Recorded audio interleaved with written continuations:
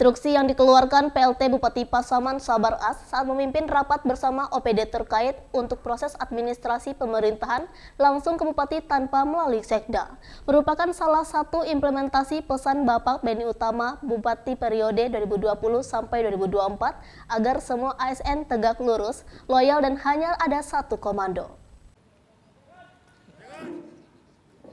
Saat dikonfirmasi awak media terhadap instruksi PLT Bupati kepada OPD Pemerintahan Kabupaten Pasaman pada rapat bersama OPD Senin 6 November 2023.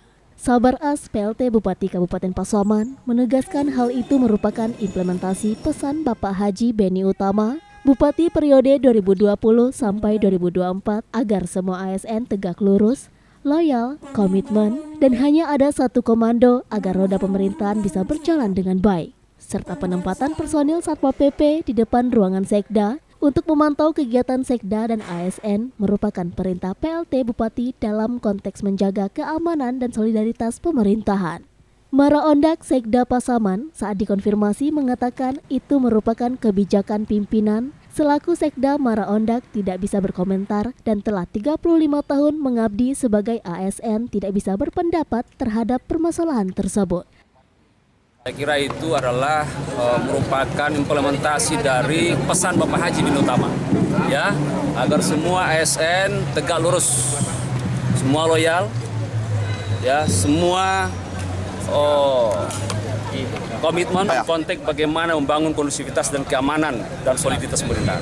Perintah saya adalah agar soliditas pemerintahan bisa terjaga dengan baik. Itu kebijakan pimpinan dan saya tidak bisa komentar, kan itu murni kebijakan pimpinan. Sebaiknya ditanyakan langsung lah kepada yang berikan perintah, karena saya Sekda, saya nggak bisa berkomentar apa-apa. Saya ASN, saya tidak punya pendapat apa-apa, tapi saya hampir 35 tahun jadi ASN. Dari Pasaman, Sumatera Barat, Ari Yohanes, iNews melaporkan.